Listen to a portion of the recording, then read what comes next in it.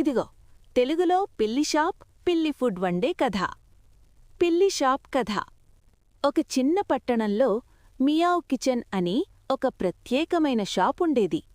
ఆ షాప్ యజమాని ఎవరో కాదు, ఒక తెలివైన ముద్దైన పిల్లి చిట్టి.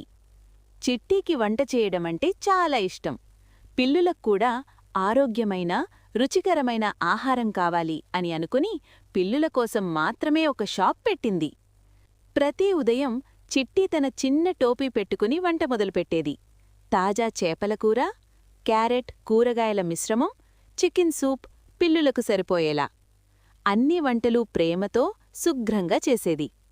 షాప్ తెరిచిన వెంటనే చుట్టుపక్కల పిల్లులన్నీ వరుసగా వచ్చేవి. మ్యావ్, చిట్టి, ఈరోజు స్పెషలేంటి అని అడిగేవి.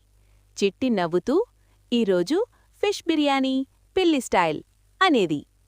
ఒకరోజు ఒక చిన్న బలహీనమైన పిల్లి షాప్కి వచ్చింది. తిండి తినలేక బాధగా ఉంది. చిట్టి దాన్ని చూసి ప్రత్యేకంగా మృదువైన సూప్ చేసి ఇచ్చింది. కొన్ని రోజుల్లోనే ఆ పిల్లి బలంగా, సంతోషంగా మారింది. అప్పటినుంచి మియావ్ కిచెన్ పట్టణంలో చాలా ఫేమస్ అయింది. అందరూ చెప్పుకునేవారు, ఇది కేవలం షాప్ కాదు, ప్రేమతో నిండిన పిల్లి వంటల గూడు. నీతి: ప్రేమతో చేసిన పని ఎప్పుడూ విజయాన్ని తెస్తుంది. నీకు కావాలంటే చిన్నపిల్లల కోసం ఇంకా సింపుల్ కథ